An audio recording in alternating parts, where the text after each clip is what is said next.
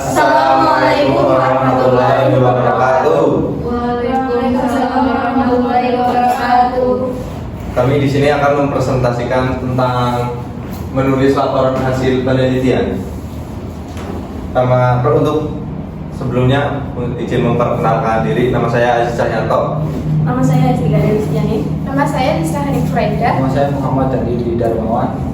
Oke, kita dari kelompok 9 akan mempresentasikan judul yang ada di depan. Latar belakang penelitian adalah kegiatan ilmiah penting untuk menemukan fakta baru, menguji hipotesis, dan mengembangkan teori demi kemajuan ilmu dan masyarakat. Namun, manfaatnya tidak maksimal jika hasil penelitian tidak disampaikan secara jelas dan sistematis. Selanjutnya ada rumusan masalah. Yang pertama ada langkah-langkah penulisan laporan hasil penelitian. Yang kedua sistematika penulisan laporan hasil penelitian. Yang ketiga format dan penataan penulisan laporan hasil penulisan. Lanjut. Ada tujuan. Yang pertama untuk mengenal inti masalah. Kedua mencegah penyesalan. Ketiga mencegah tindakan yang perlu dilakukan. Dan terakhir membuat kesimpulan. Selanjutnya ada manfaat. Satu, menyampaikan informasi. Kedua, komunikasi tertulis untuk menyampaikan suatu maksud kepada pihak yang disarankan. Yang ketiga, ada dokumen yang memberikan maklumat laporan itu kepada pembaca tentang suatu hal. Lanjut. Selanjutnya ada definisi.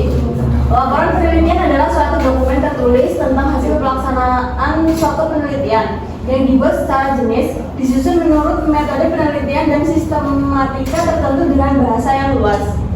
Pada hakikatnya, suatu laporan harus berisi 3 hal, yaitu apa yang dilaporkan, siapa yang melaporkan, dan kepada siapa laporan diberikan. Lanjut. Langkah-langkah penyusunan laporan hasil penelitian. Yang pertama, menentukan perihal atau subjek. Yang kedua, mengumpulkan data dan fakta. Yang ketiga, pengklasifikasian. Sistematika laporan hasil penelitian. Yang pertama, halaman judul. Yang kedua, halaman persetujuan. Yang ketiga, halaman pengesahan dari rektor atau pusat penelitian. Yang keempat, abstrak. Yang kelima, kata pengantar. Yang keenam, daftar isi. Yang ketujuh, daftar tabel. Yang ke-8, daftar gambar atau grafik, itu jika ada.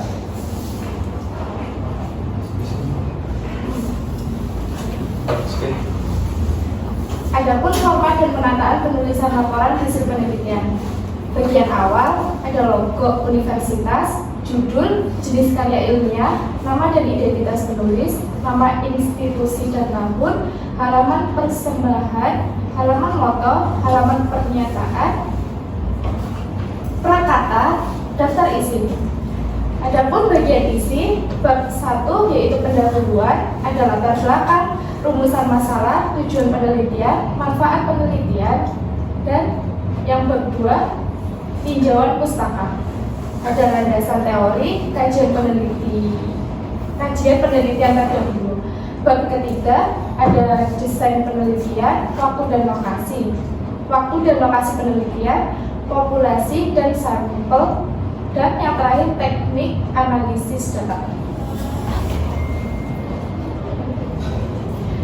Yang terakhir ada bagian penutup.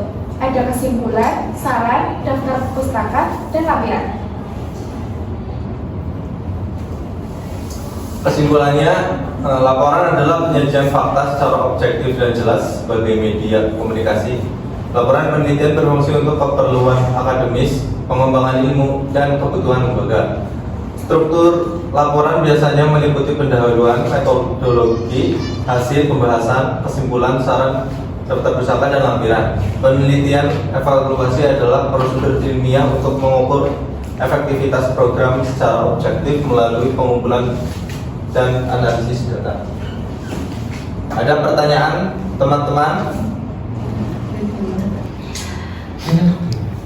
Izin bertanya, sebelumnya saya perkenalkan diri, nama saya Via Farasti. dari 2 MCRL, 2 MCRA. Pertanyaannya, apa saja kendala umum yang mungkin dihadapi saat menyusun laporan penelitian? Selanjutnya, saya akan menjawab pertanyaan dari Mbak Fia.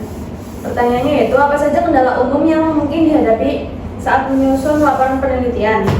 Tujuan laporan, mengapa laporan penelitian perlu ditulis dan apa manfaatnya?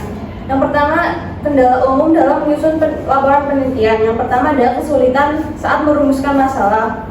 Yang kedua, kurangnya referensi yang relevan. Yang ketiga, pengolahan dan analisis data yang rumit. Keempat, waktu yang terbatas. Kelima, ketidaksesuaian antara bab teori dan data lapangan. Keenam, penulisan yang tidak sistematis. Ketujuh, plagiarisme. Selanjutnya, tujuan penulisan laporan penelitian. Yang pertama, mendokumentasikan hasil penelitian. Kedua, menyampaikan temuan secara ilmiah.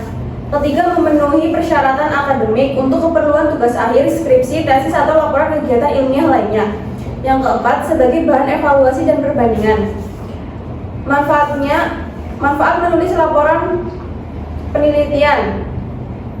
Yang pertama, menambah wawasan dan ilmu pengetahuan, baik bagi penulis maupun pembacanya, karena laporan menyumbangkan informasi baru. Yang kedua, memberikan solusi terhadap permasalahan nyata. Laporan yang aplikatif dapat menjadi dasar program atau inovasi baru. Yang ketiga, mendorong tumbuhnya budaya ilmiah, meningkatkan kemampuan berpikir kritis dan sistematis dalam menelaah suatu persoalan. Izin bertanya, perkenalkan nama saya Nila Nafila Lutfia. Jadi, apa perbedaan antara hasil dan pembahasan dalam laporan penelitian? Serta jelaskan dengan contohnya. Terima kasih. Izin menjawab pertanyaan dari Mbak Nila. Apa perbedaan antara hasil dan pembahasan dalam laporan penelitian? Jelaskan dengan contohnya. Hasil menyajikan data atau temuan penelitian secara apa adanya, tanpa interpretasi atau opini penelitian. Contohnya, 70% responden puas terhadap layanan perpustakaan. Adapun pembahasan menjelaskan makna dari hasil yang diperoleh, mengandung analisis, interpretasi, dan kaitan dengan teori atau penelitian lainnya. Contohnya, tingkat kepuasan tinggi menunjukkan layanan sudah memadai dan sejalan dengan teori X. Sudah. Izin bertanya, perkenalkan nama saya Asyifa Ferdunisa dari kelas 2 MCRA. Izin bertanya, mengapa laporan penelitian perlu ditulis dan apa manfaatnya? Sudah. Oke, selanjutnya saya akan menjawab pertanyaan dari Mbak Siva. Manfaat laporan penelitian. 1. Bagi peneliti, melatih keterampilan berpikir kritis dan sistematis. Selanjutnya, memberi rekam jejak akademik atau profesional. Yang kedua, bagi lembaga atau institusi, menjadi dasar kebijakan inovasi atau pengembangan lebih lanjut. Terus selanjutnya, menunjukkan akuntabilitas dan transparansi kegiatan riset. Yang ketiga, bagi masyarakat dan ilmu pengetahuan, memberi informasi baru, solusi atas masalah atau wawasan yang berguna, dan memperluas pengetahuan dalam bidang tertentu. Izin bertanya, perkenalkan nama saya Jessica Dina Nandita. Bagaimana Anda memilih mana data yang relevan untuk dimasukkan ke dalam hasil? Selanjutnya, saya akan menjawab pertanyaan dari Mbak Dini.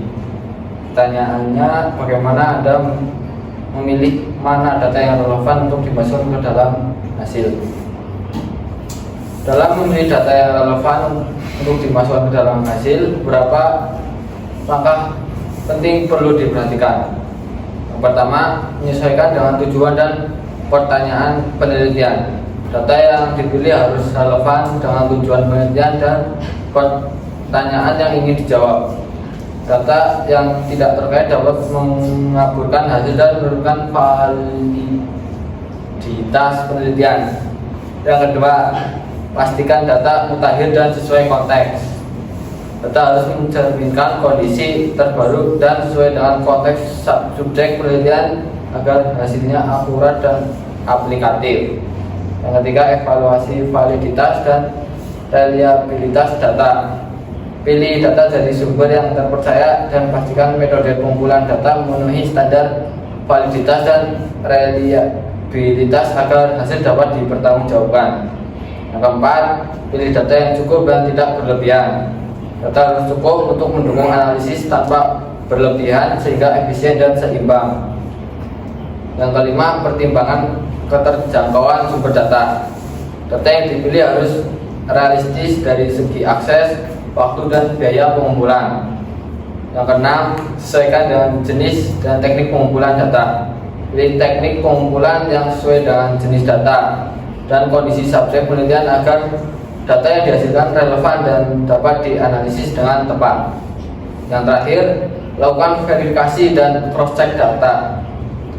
Artinya memastikan data melalui cross-referencing dengan sumber lain untuk meningkatkan kualitas dan keakuratan sebuah data. Terima kasih. Sekian dari kelompok kami, kurang lebihnya minta maaf. Wassalamualaikum warahmatullahi wabarakatuh.